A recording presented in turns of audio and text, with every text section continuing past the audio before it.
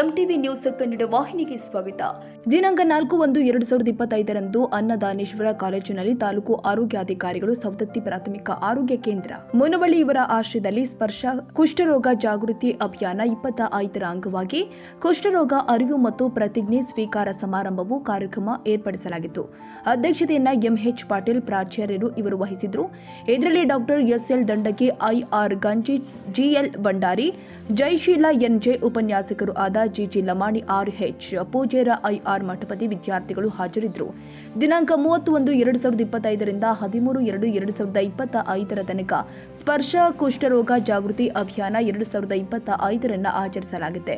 ಸದರಿ ಅಭಿಯಾನದಲ್ಲಿ ಕುಷ್ಠರೋಗದ ಬಗ್ಗೆ ಮಾಹಿತಿಯನ್ನು ನೀಡುವುದು ಹಾಗೂ ಕುಷ್ಠರೋಗಿಗಳನ್ನು ಗುರುತಿಸುವುದು, ವೈದ್ಯರಿಂದ ತಪಾಸಣೆ ಮಾಡಿ ಚಿಕಿತ್ಸೆ ಪಡೆಯುವುದು ಹಾಗೂ ಸಮುದಾಯದಲ್ಲಿ ಜಾಗೃತಿಯನ್ನು ಮೂಡಿಸುವುದಾಗಿದೆ.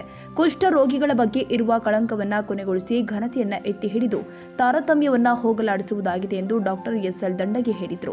ಕುಷ್ಠರೋಗವು ಒಂದು ಸಾಂಕ್ರಾಮಿಕ ರೋಗವಾಗಿದ್ದು ಸೋಂಕು ಒಬ್ಬರಿಂದ ಒಬ್ಬರಿಗೆ ಸೋಂಕಿತ ಗಾಳಿಯಿಂದ ಮುಖಾಂತರ ಹರಡುತ್ತೆ. ಮೈಕೋಬ್ಯಾಕ್ಟೀರಿಯಾ ಲೆಪ್ರೆ ಎಂಬ ರೋಗಾಣು ಕುಷ್ಠರೋಗ ಹರಡಲು ಕಾರಣವಾಗಿದೆ. ಇದರ ಲಕ್ಷಣಗಳು ಆದ ಮೈಮೇಲೆ ತಿಳಿಬಿಡಿ ತಾಮ್ರವರ್ಣದ ಸ್ಪರ್ಶ, ಜ್ಞಾನವಿಲ್ಲದ ಕಲೆಗಳು, ಆ ಭಾಗದಲ್ಲಿ ಕೂದಲುಗಳ ಬೆಳವಣಿಗೆ ಕಡಿಮೆಯಾಗುತ್ತೆ, ಕೈಕಾಲುಗಳಲ್ಲಿ ಜೋಮ್ ಹಿಡಿಯುವುದು, ಕಿವಿ ಹಾಲೆ ದಪ್ಪವಾಗುವುದು. ಇಂತಹ ಲಕ್ಷಣಗಳು ಕಂಡುಬಂದಲ್ಲಿ ಆಶಾ ಕಾರ್ಯಕರ್ತರು, ಆರೋಗ್ಯ ಇಲಾಖೆ ಸಿಬ್ಬಂದಿಯವರನ್ನು ಸಂಪರ್ಕಿಸುವುದು ಹಾಗೂ ಇದಕ್ಕೆ ಸಂಬಂಧಿಸಿದ ಎಂಡಿಟಿ ಔಷಧಿಯನ್ನು ರೋಗದ ಪ್ರಕಾರ ಆಧಾರದ ಮೇಲೆ 6 ತಿಂಗಳ 1 ವರ್ಷ ತೆಗೆದುಕೊಂಡಲ್ಲಿ ಕುಷ್ಠರೋಗ ಸಂಪೂರ್ಣ ಗುಣವಾಗುತ್ತೆ ಎಂದು ಕ್ಷೇತ್ರದ ಆರೋಗ್ಯ ಶಿಕ್ಷಣಾಧಿಕಾರಿ ಶ್ರೀ ಐಆರ್ ಗಂಜಿ ಹೇಳಿದರು.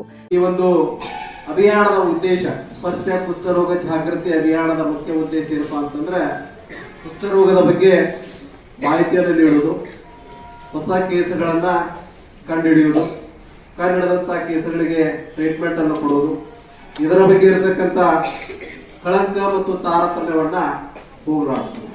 ಸೊ ಈ ಒಂದು ಅಭಿಯಾನದ ಮುಖ್ಯ ಉದ್ದೇಶ. ಆ ನಿಟ್ಟಿನಲ್ಲಿ ನಮ್ಮ ಪಾತ್ರ ಇಲ್ಲೇ ಬಹಳ ಇಂಪಾರ್ಟೆಂಟ್. ಸೊ ಯಾಕಪ್ಪ ಅಂತಂದ್ರೆ ನಾವೆಲ್ಲ ಜಿಎಲ್ ಭಂಡಾರಿ ಇವರು ಕುಷ್ಠರೋಗದ ಪ್ರತಿಜ್ಞೆ ಬೋಧಿಸಿದ್ರು. ಕುಷ್ಠರೋಗಿಗಳನ್ನು ಪ್ರೀತಿ ವಿಶ್ವಾಸದಿಂದ ನೋಡಿಕೊಂಡು ಅವರ ಆತ್ಮ ಗೌರವಕ್ಕೆ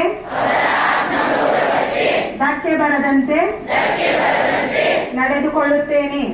7/12/2024ರಿಂದ 17/3/2025 ತನಕ ಜರುಗಲಿರುವ 100 ದಿನಗಳ ಕ್ಷಯ ಮುಕ್ತ ಭಾರತ ಅಭಿಯಾನ ಅಂಗವಾಗಿ ಕ್ಷಯರೋಗದ ಹರಡುವಿಕೆ ಲಕ್ಷಣಗಳು ಮತ್ತು ವಿದ್ಯಾರ್ಥಿಗಳ ಪಾತ್ರದ ಬಗ್ಗೆ ಜಯಶೀಲ ಎನ್ಜೆ ಮಾಹಿತಿ ನೀಡಿದರು.